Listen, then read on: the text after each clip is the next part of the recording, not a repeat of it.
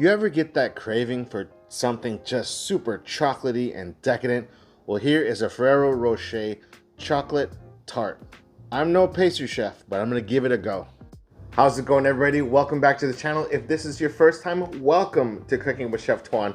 Today we're going to be making a Ferrero Rocher chocolate tart with a honey bourbon chocolate ganache, and then with crunched up Ferrero Rocher on top. And as usual, all the ingredients will be linked in the description box down below. And before we get started, go ahead, click the like button and subscribe.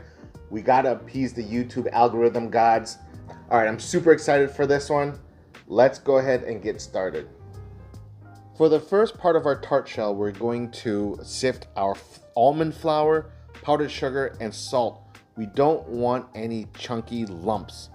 In a mixing bowl, we're going to start working some room temperature butter. Now add your sifted ingredients to the butter and work it into it. Switching over to a spatula, I want to incorporate all the ingredients into that butter flour mixture. I have a beaten egg that I separated into 31 grams. Reserve the rest of it for later. Next, I'm sifting some AP flour. If you have cake flour, go ahead and use it. If not, you can use AP flour. Again, mix this into your butter egg mixture into a nice smooth dough. We're gonna put this into plastic wrap, flatten it out, and refrigerate it for at least 8 hours. You want everything to be nice and firm and cold. Now get yourself a 6.5 inch tart pan and generously butter the inside and the sides.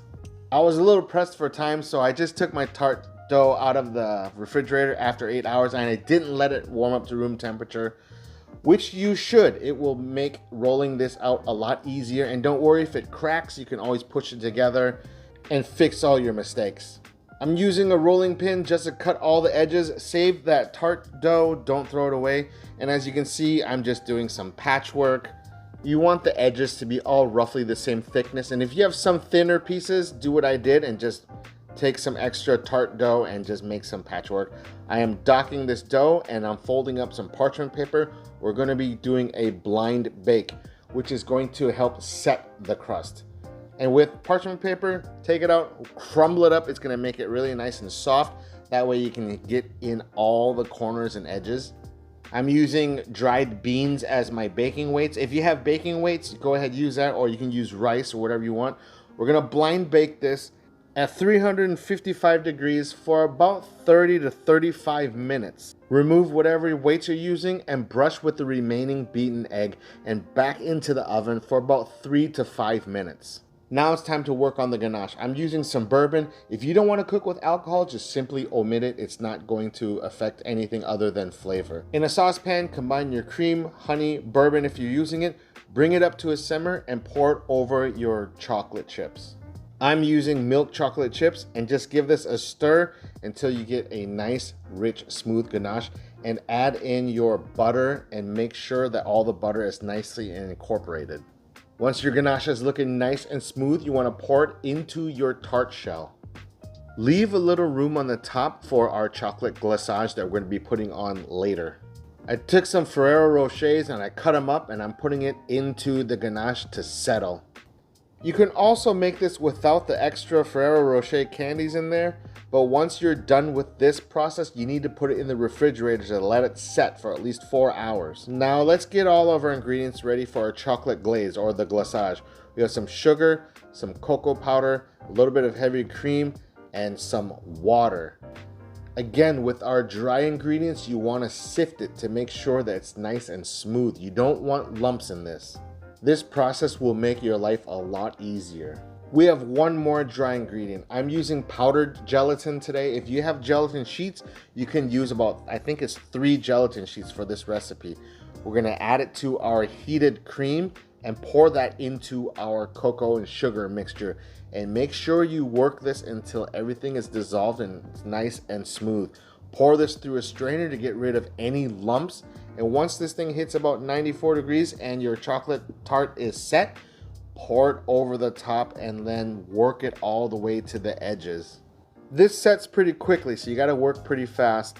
Turn it, let it drip, and if you need some extra assistance, use the tip of a spatula like me just to kind of push into the little edges and the little cracks to make sure everything is nice and covered. Now into the refrigerator for about an hour.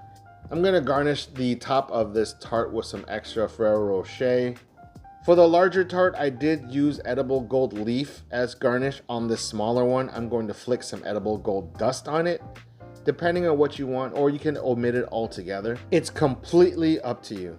All right, it's time to cut into this tart. I can't wait to see what the cross section is gonna reveal. I really like how this feels right now.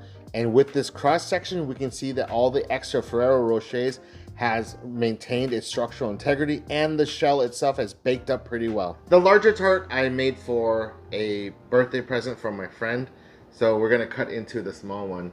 And on the other one, I did garnish it with a little bit of gold leaf. With this, I'm using edible gold dust. As you can see, it turned out pretty well. This is what you guys are here for, the taste test. You can see you got all the ganache in there, the Ferrero Rocher. Our tart shell turned out really nice. It smells really good. You got the almond in there and the butter. Oh yeah, well, let's try this out.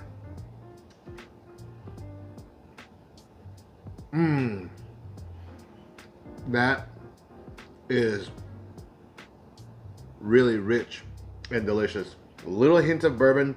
Now, if you don't want to cook with alcohol, you don't have to, but it adds a really nice, kind of like a caramelly undertone. Yeah, the crust is really nice and crunchy. Well, not crunchy, but firm, like how a tart shell should be.